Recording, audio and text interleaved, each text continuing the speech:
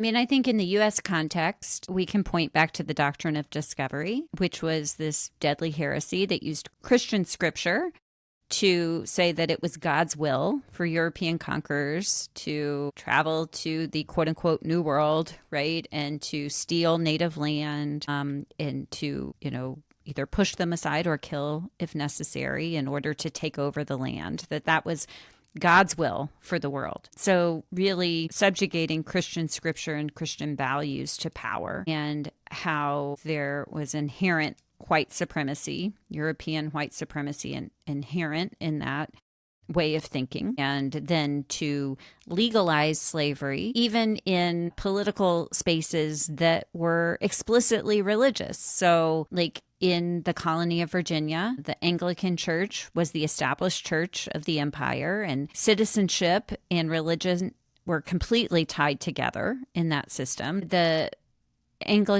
Virginia Assembly was made entirely of Anglican men, and they voted in the 17th century that a person's baptism would not free them from enslavement. And so they literally took a Christian idea and subjugated it to power. And so that framework, right, and then to layer onto it God's providence or God's will, to claim the United States as a Christian nation, to claim that the founding documents themselves were divinely inspired, then you put God's, seal of approval on all of that white supremacy and racism and subjugation as well. And so I think it is so deeply entwined in American history, but also in this ideology that we can't fully pull it out. And so part of really understanding and raising our own awareness about Christian nationalism is grappling honestly with the white supremacy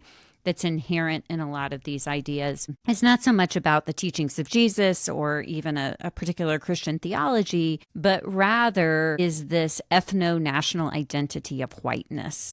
Mm. And if we can't fully grapple with that and deal honestly with that, then I don't think we're going to have much progress in dismantling Christian nationalism.